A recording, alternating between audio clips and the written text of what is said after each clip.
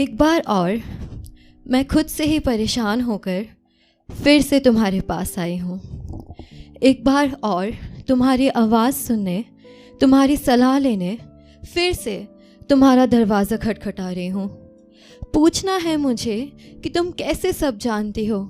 मेरी सारी उलझने, छोटी से छोटी परेशानी को तुम कैसे अपने एक ही खत से सुलझा देती हो। तुम्हें तो पता है ना कि तुम्हें खत लिखना मुझे बेहद पसंद है। तुम्हारे 2 शब्द प्रिय नीर मुझे सबसे ज़्यादा प्रिय हैं। लेकिन अगर मैं ये राज खोलूं कि मेरे खतों का लेन देन सिर्फ तुमसे नहीं और सिर्फ तुम तक नहीं, तो तुम क्या कहोगी? या तुम कुछ कहोगी ही नहीं? तुम रूठ जाओगी। मेरी पहेलियाँ सुलझाने की वजह तुम खुद एक पहेली बन जाओगी। लेकिन तुम्हारी नाराज़गी, तुम्हारी चुप्पी सब मंजूर है मुझे। बस ये खतों का सिलसिला तुम जारी रखना, क्योंकि माँ, जैसे तुम मुझे खत लिखती हो वो भी मुझे एक खत लिख कर गया। बस तुम सवाल सुलझाने के लिए लिखती हो और वो पहेलियों पर पहेलियाँ बनाता ही चला गया। जाते जाते मुझे अपनी कविता की धुन में उलझा गया। मन नहीं, मजबूरी में जाना है, यही बोलते बोलते माँ वो चला भी गया। खैर, अब उसके वो खत मैं हर रात खोलूं, हर सुबह मैं उसकी कविता में झूमूं, कभी मुस्कुराऊं तो कभी दिल खोलकर रो भी लूं।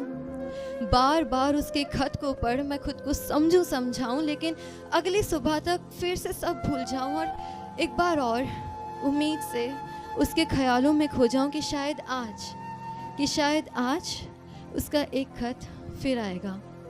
माँ, अगर मैं उससे कहूँ कि हर घड़ी में उसका ही इंतज़ार है, हर रोज़ सिर्फ उसके आने का ही इंतज़ार है और हर घड़ी में सिर्फ उसकी ही याद है, मैं जब भी आंखें बंद करूँ तो मन में बस उसके साथ की ही चाह है और हर दुआ में बस एक ही आस है कि काश तुम होते। मेरा हर ख्वाब इसी ज़िद पर आकर रुके कि काश तुम होते। काश तुम मेरी सर्दियों की मीठी रातें और सुबह की कड़क चाय होते। मेरे खतों का पता, मेरे सवालों पर पलटवार सवाल करने वाले और उन्हीं सवालों का जवाब काश तुम होते।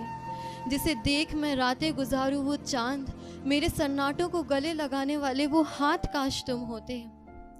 काश मैं जहाँ जा सकूं वो घर जो मुझे अपना सके वो शहर तुम होते। मेरी खुशियों की मिठाई और शगुन की शहनाई काश तुम होते।